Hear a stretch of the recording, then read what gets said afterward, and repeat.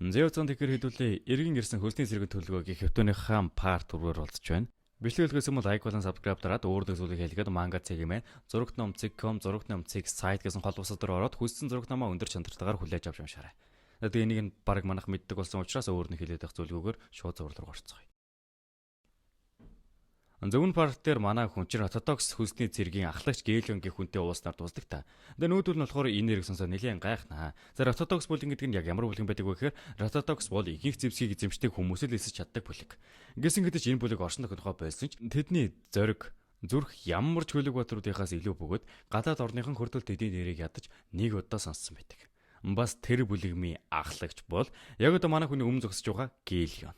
Тэгээ гисэр болохоор би тантай уулзгаар хэлээ гэхэд тэгэхээр чи намайг мэддэг байх нэ. Ясны өөрөө дайрдаг бөгөөд ирсэн шалтгаан чинь яг юу юм? Ингээд энэ хулгай чинь бүр дайраад байдаг. Маран хэлэхдээ мөнхийн шийтгэл. Би чиний охины эдгэшгүй гэдэг өвчнийг имжилж чаднаа. Энэ чиний сонирхлыг чинь татж байгаа үсттэй. Өндөр халуурах, цусаар ханиалгах, арьсан дээр яг л дэлбэж үзэсэг шиг гардаг улаан толбнууд. Өвчнөдөө шаналж тарчилж буй өвчтнүүдийн дүр төрх нь яг л шийтгүүлж буй хоригдол мэт харагдаж.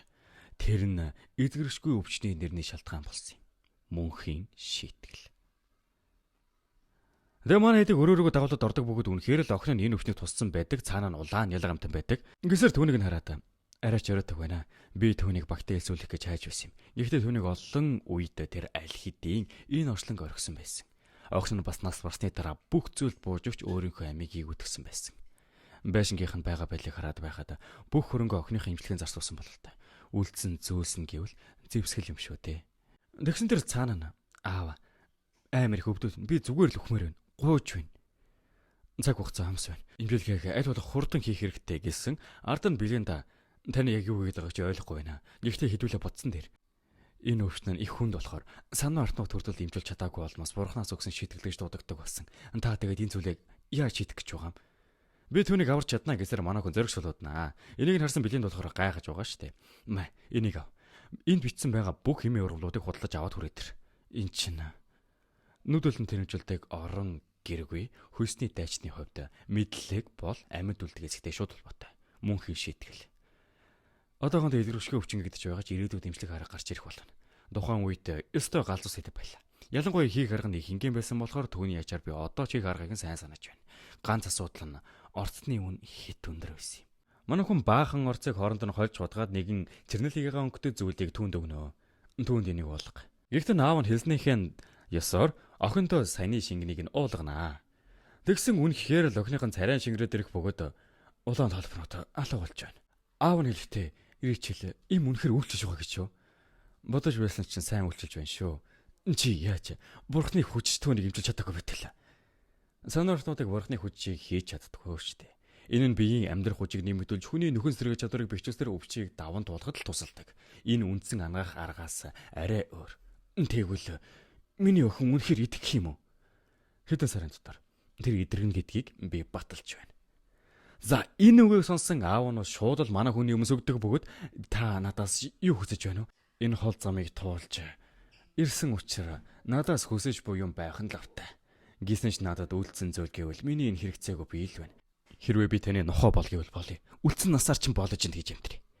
Ягтэн гисэр надад тэр боол нохоо аль нь ч хэрэггүй. Зүгээр л хуучин ортодокс бүлэгмийн ахлагч Гээлон чийл хэрэгтэй. Гэсэн шууд л өөрийнхөө ард нь байсан уртаа гэгчин гизийг тайрангуудаа шал өөр нэгний аавра ялгаруулж эхлэнэ. Тэгэд манай гисрээс та гэдтэй өөр хүмүүс явж байгаа мó? Энэ хэд байгаа юм уу гэхтэн. Тийм ээ, зөвхөн бид л байгаа. Ойлголоо. Гэт хан нэвт нэг зүйл рүү өөрийнхөө зэвсгийг шидээд буцаага авчирхт нь тэнцэнэ нэгэн хард өмөрхтэй хүмүүс байж таарна. Хэн чамаг явуулсан? Чи яаж? Та энийг яг яамаар байна?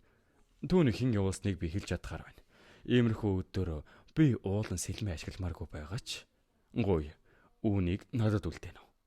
Гэснээ өнөөх залуугийн хоолойг нь багалд зурдаж алдаг. Тэр хүн алгата ерөөсөө ширгэлцсэнгүй. Залуу үзэнтэй яагаад ийм аюултай хүний багтаа эсвэл байгаа юм бол? Залуу үзэнтэй. Одооноос эхэлж гэвэл миний бие. Миний амнаас таны гарт. Үүгээр би удахгүй эхлэх сэргийн босолтыг төлөвлөгөөнд маш чухал хүсрийг өөртөө баттаатглаа гэсэн үг. Чамтай хамтран ажиллахдаа баяртай байна гэлээ. Гиснэр энэ айхтар хүнийг манай хүн багтаа эсэлж чадж байгаа. Зурглал нөгөө зэрлэг муурын 8-чдийн байршилж буй газар руу шилжнэ. Тэн чинь нөгөөдөл нь тагнуулд явсан нөгөө залууч устсан байна гэхтэн. Дуугаа намсаг. Өршөөгөр ахлагч. Бернап эрхний хийснээр гисэр гих тагнуулын хүнийг олж илрүүлэх бүр алж чадахгүй байх хэвээр. Тагнуулын хүн чадваргүй байв уу? Эсвэл мэдээлэл буруу байв. Харин Гэлион тэдний багт нэгдсэн бололтой. Чи итгэлтэй байна уу? Тийм ээ. Би өөрийнхөө хоёр нүдээр харсан. Гэлион. Эцэст нэг юм жи хөдлөх гэж. Миний хуучин ахмад. Зураглал гисэр ба түүний найзууд руу шилжих бөгөөд тэнцэн Гэлион хурдл нэгдсэн байж таарна. Тэгээ гисэр болон Билендэ хоёртой Гэлион яах гэж явж байгаа вэ гэхлээр энэ нөгөө хавцал байсан гиснэт аюултай хавцал тэр хавцлыг нь хамтдаа аюулгүй давж гарах үүрэгтэй юм байгаа.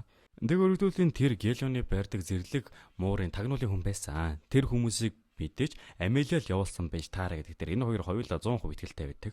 Гэхдээ тэр зэрлэг муур гэдэг хүмүүс нь дандаа хуучин бүлгэмүүдийн асангууд юм шиг байгаа. Тэд бол бүх бохор ажлуудыг хийдэг заван хүмүүс. Тэдний дунд олон ур чадвартай хуучин хүнсний зэрэг байдаг бөгөөд энэ тэднийг тулааны хүчээр зэвсгэлсэн далд нууцлаг бүлгэн болгож байгаа. Билэнда чи ордонд байнга байдаг юм биш. Яг чинь бүх мэдээлэл мэдчихэж байгаа юм. Тэр нөгөө би ажилд орохоос өмнө олон юм сонсч байсан юм аа.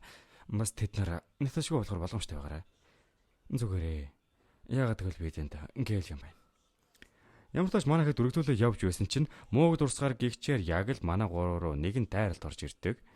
Газраас гинтэн тарилт хийж байгаа юм биз дээ. Гисэр Гэлион өөрийнхөө тулааны бэлэн байдалд орохтон зэрэгцээд нөгөө хоёр зэрлэг муурын бүлгмийн хүмүүс нь манай хэд рүү дайрнаа. Гэлион ямар ч өнөө хоёрыг нь амархан гихчин сүхээрээ зогсуулж чаддаг. Ард нь ахаад нэг хоёр хүн байдаг бөгөөд тентэр нь тэднийг урхинд оруулахаар дээрээс нь маш том мод унгадаг. Юутай саяны бодон дэр манай гурав өртөдгөө бөгөөд саяны том мод нь зугтах байршлыг нь хаачж байгаа байхгүй юу? Урд нь том модтай ардаас нь маш олон хөлсний цэргүүд манай хэд рүү ойртноо. Тэгээд урд нь нөгөө ахалж байсан хүн нь Ротодокс хөлсний цэргүүдийн хуучин ахмад Гэлион. Охиноосоо болж хөлсний цэргүүдийн бүлэгмэд хараасан холчгар. Чи юу өрөөд байгааг юусоо ойлгосонгүй. Би чамаас олж л хөсөж байгаагүй амьдралаараа амьдрах болсон. Хийдэг таргалнаасаа болоод хуучин гишүүн хурдл танихаа болж байгаа юу? Тэнийг болж үжиглэж байх шүү. Тэгвэл би чамд өөрийн гараар сануулад өгье. Гиснэ ардаа байсан хитэн зэргүүдэд тэднийг аль гэсэн тушаалыг өгөхөд нөөдөл нь бүгд л манай хүмүүс рүү дайрдаг. Тусалцаа хэрэгтэй юу? Зүгээрээ. Тэр ноттой асуудалтай юм шиг байна. Тэгэхээр та амарч бай да залуу үзэнтэй. Би ганцаараа байхад зүгээр явах болно. Гиснэ ихний 3 хүнийг ердөө ганцхан заавалтаар голоор нь тас авчдаг бөгөөд өргөдүүлсэн ардаас нь явсан хийдийг ээж дараалан уян мөчтэй нь салгаж цавчиж гэлнэ. Ямар ч тач 2 групп болж салцгаа. 2 талаас нь түүнийг бүсгэл гэсэн тушаалыг өгөхөд Гэлион морин дээрээ мордоод тэдний өөдөөс морьтой гүйчихлэн. Морин дээрээс арай өөр нэгэн урт зүвхээр тэднийг дээрээс нүдэж эхлэх бөгөөд ганц эргэдэл тэр дайралтанд нь 4-5 хүн батаараа үхэж байдаг. Мөн дээрээс нь хүртэл дайрах бөгөөд тэр залууг нь бамбагаар хамгаалахад миний амьдралагч эсвэрүүснээсээ хойш ядаж ажилд минь саад болох байл. Би чамайг заавал ална да. Гэснээ нөгөө ахлагч нь дайрж байгааг мэддэг. Тэгснээ буцаад явахдаа мориных нь толоог нь цавчаад үргэлжлүүлэн манай хүний явган болсон хойно нь газраар тулдгаар болно. Тэгээ шууд л Гэлион руу дайрахдаа төдийлөн хохирол олж чадахгүй өөрөө харин хойшоо шидэгдэг. Чи өөрийгөө ахлагч биш их гээд байна. Наа тэнэглээ байл. Тэгвэл чи биш юм бол өөр хэн байх юм? Би өнгөрснөө орхисон. Одоо бол зүгээр л гэсэр залуу эзэнтэй ажилтнаас өөр хийнч биш. Чи би чамайг ямар ч хүнээр хамаагүй ална. Зөөрөхөд бол Гэлион ч өөрийнхөө охины өвчнөөс болоод өөрийнхөө бүлэмийг тараасан мөр таардаг. Тэгээ бүлэмдэр байсан хамааг цэргүүд нь ямар ч ажилгүй болоод энэ хэд нь арай гэж өөрсдөө аргалж байсан юм байна л те. Тэгээ энэ залуу нь болохоор энэ ахлагчтай нэлээд ууралж авдаг бөгөөд хөлтийн цэргийн бүлгэм чамааг явсны дараа тарсан штэ. Чиний ачаар би амьдралын зүгээр нэг зорилгоо алдаа. Зүгээр л амьдрахын тулд би хөгийн зүйл хийдэг болсон. Тэгээ энэ залуу нь хүртэл манай Гэлионд хөөхөн үзээд тулдаад байдаг болохоор яалтчгүй хүчтэй гэдгийг мэдж авдаг. Гэлион. Би Ротодокс хөлсний цэргүүдийн түүхэнд хамгийн шилдэг болохын тулд бүх амьдралаа золиослсон. Чи бүх зүйлээ оргисон юм байж. Одоо нэг мөн ирэх язгууртны шатрын хүү болоо юу. Үүний шинэлөө би чамайг яагаад ч өршөхгүй. Ингээд хөрөгдүүлэн дайрдаг бөгөөд ардаас нь ахаад хөдөх боломжгүйгээр түүнрөө сэлмээс авдаг. Гэлион. Чи хэдэн жилийн өмнө ахлагч байсан болохоор өөжтэй байсан баг. Огсноо имшлэх гэж цагаа өөрж байх хооронд чинь би хязгааргүй олон тулаанд орж хүчтэй болсон. Чи надтай энэ тэнцэхгүй. Ингэснэ ард нь гарч 3 жиргэг зоосыг шидэхэд Гелион яалтчгүй өнөөхт нь өртдөг. Энэ тулаанд дууссан Гелион. Ингээд хутгаас аван дайрахад нөгөө хутгийг нь барьж авсан. Энэ чиний өшөө явалтын нэг хэлбэр. Тэр манайга гарандаа төвлөрүүлээд миний хутгийг барьчихлаа. Одоо хүртэл бүх хүчийг харуулах байсан юм. Гелион өргөжлөлөн өмнө нь чамд намайг алгасан дөө боломж авахад чи яагаад алаагүй юм? Чи мэдэхгүй л. Гэхдээ би чамд орчихсон. Тэр үед чам дээр очиход ямар ч хөсөл зориггүй боосон зүгээр л охиноосаа гисэн миний өмнө хүндэлж байсан Гелион тэр жигтэй алга болсон байсан. Зевсхий. Би мөн өөр хүний хүсэлд баригдсан биел байгаа. Гэхдээ энэ мөчөдөл би хуучин хамтрагчтай харуулж болох хамгийн дээд хүндлийг үзүүлье. Ортодокс хөлсний зэргүүдийн удирдагчийн хуваар. За. Одоо л ойлголцож байна. Яснаа энэ хоёр үргэлжлүүлэн тулдаж эхэлнэ. Яг хүсэж байсан зүйл маань. Гэхдээ нэлээд гал гарсан тул дарааг вээж дараалал нэг рүү явуулдаг бөгөөд энэ хоёрын хамгийн сүүлийн эзэн шийдвэр нь манай хүн түүний хариугын тус газарт нь зоож орхин.